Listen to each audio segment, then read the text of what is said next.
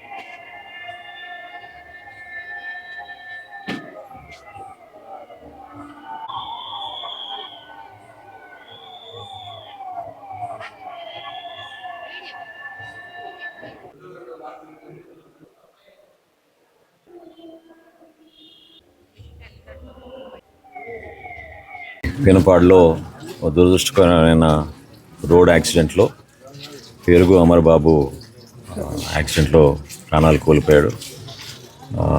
ఆ కుటుంబాన్ని మనందరం కూడా సమాజంలో ఒక స్ఫూర్తిగా తీసుకోవాలి. బాధతోటి తల్లి తన సొంత బిడ్డని కోల్పోయిన సందర్భంలో హాస్పిటల్లో ఎప్పుడైతే డాక్టర్లు బ్రెయిన్ డెడ్ అని చెప్పారో, అవయవ దానం అనేది ప్రతి ఒక్కరి మనసులో ఉండే విధంగా ఆ తల్లి స్పందించడం, వారికి సహాయంగా ఉన్న బంధుమిత్రులందరినీ కూడా తెనాలి ప్రజల పక్షాన, రాష్ట్ర ప్రజల పక్షాన మనస్ఫూర్తిగా నేను అభినందిస్తున్నాను. రోడ్ యాక్సిడెంట్లో చనిపోయినాక దాదాపు 4 రోజుల నుంచి హాస్పిటల్లో ఉన్నప్పుడు వీళ్ళు తీసుకున్న నిర్ణయం కళ్ళు విషయంలో కానివ్వండి, గుండె విషయంలో కానివ్వండి, కిడ్నీస్ విషయంలో కానివ్వండి, మరొకరికి ప్రాణం ఇవ్వడం అనేది భగవంతుడు మనకి ఇచ్చిన వరం. కానీ ఆ నిర్ణయం తీసుకోవడం చాలా కఠినమైన నిర్ణయం. కానీ సమాజం పైన ఉన్న ప్రేమతోటి ఒక 4గురికి సహాయపడాలి, మా బిడ్డని ఇంకో 4గురిలో మేము చూడాలి అనే భావనతోటి ఆ కుటుంబం తీసుకున్న నిర్ణయానికి మనస్ఫూర్తిగా మనందరి తరఫున వాళ్ళని అభినందిస్తున్నాను. అన్ని విధాలుగా ప్రభుత్వం నుంచి మేము కాపాడుకుంటాం.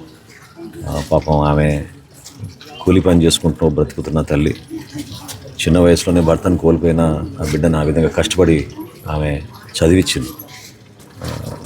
ఫ్రెండ్స్ అందరూ కూడా చాలా ఆదర్శవంతంగా నిజాయితీగా బతకాలని ఈ సందర్భంగా వాళ్ళని కోరుకుంటూ, తప్పకుండా మన కూటమి ప్రభుత్వం నుంచి అందించాల్సిన సహాయం గౌరవ ముఖ్యమంత్రి గారి దృష్టికి, అదేవిధంగా గౌరవ ఉప ముఖ్యమంత్రి గారి దృష్టికి తీసుకెళ్ళి అందరం కలిసి ఈ కుటుంబాన్ని ఖచ్చితంగా ఆదుకునే విధంగా మా వంతు మేము డెఫినెట్గా నిలబడతామని ఒక ధైర్యం ఇచ్చే విధంగా ఈ రోజున వాళ్ళందరికీ తెలియజేయాలి.